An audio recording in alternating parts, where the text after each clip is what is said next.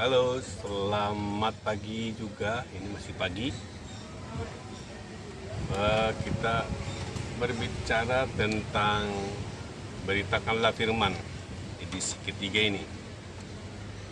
Nah, kadang-kadang dikala kita mempelajari firman Tuhan, nah kita akan menemui di dalam 3 bentuk. Bentuk yang pertama adalah firman yang diberitakan atau firman yang dikhotbahkan.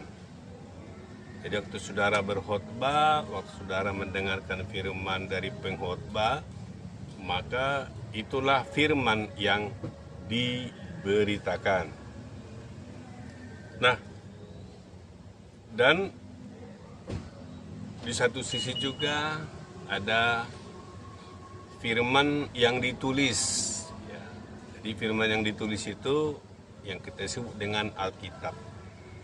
Ya, segala ya, yang diilhamkan oleh Allah. Ya. Nah, jadi firman Tuhan yang kedua ini maksudnya bukan firman Tuhannya terbagi-bagi ya, tapi bentuknya. Bentuk yang kedua adalah firman yang ditulis. Yang ditulis. Nah, itulah yang disebut dengan Alkitab. Nah, baru yang ketiga ya, adalah firman yang dinyatakan. Ya, firman yang dinyatakan.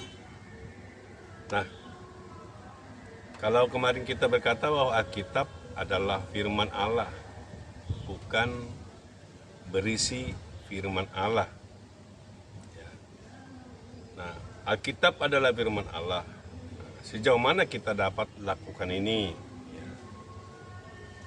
Jadi firman yang dapat terwujud dalam bentuk yang berbeda-beda, ya, tetapi hanya satu alasan bagi kita untuk berbicara kepada Dia dan untuk memberitakan Injil kepada orang lain.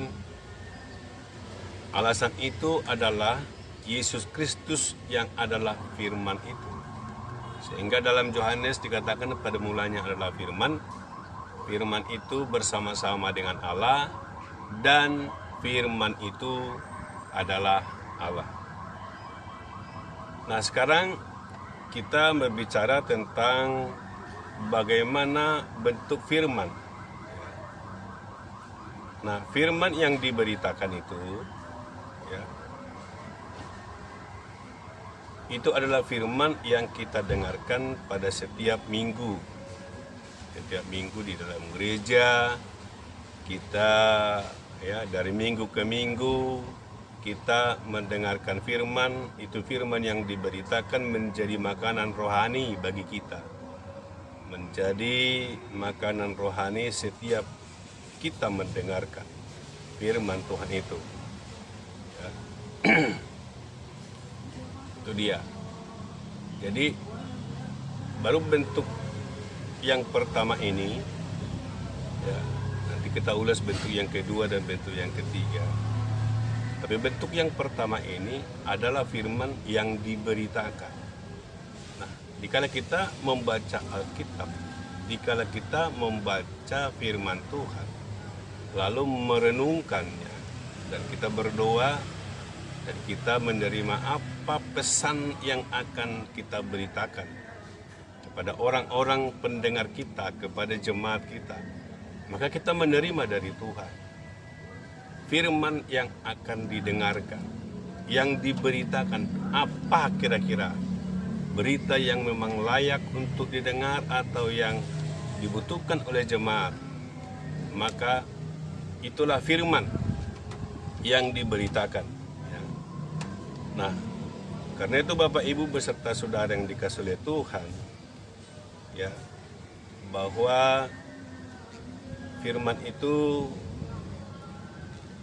yang dikhotbahkan itu adalah gerakan atau ekspresi dari gerakan dari bentuk firman yang tertulis. Ya. Artinya firman yang kedua, bentuk yang kedua yang tertulis menjadi firman yang diberitakan. Jadi tegasnya khotbah sebagaimana yang dikhotbahkan dari mimbar adalah akhir dari perenungan kita tentang firman dalam bentuk kedua itu tadi, ya.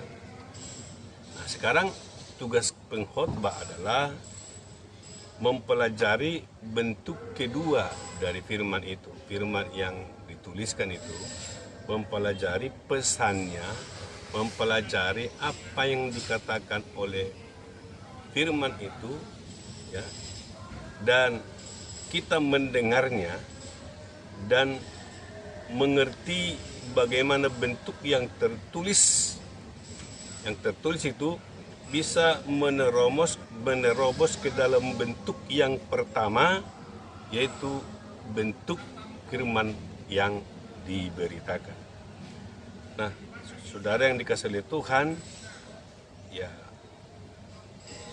kalau saudara berkhotbah, kalau kita mendengar firman Tuhan, tentu pertama tadi apa pesan firman, ya, yang bentuk kedua yang dituliskan. Nah, pesan itu lalu kita belajar, kita merenungkannya, lalu kita berkomunikasi dengan Tuhan.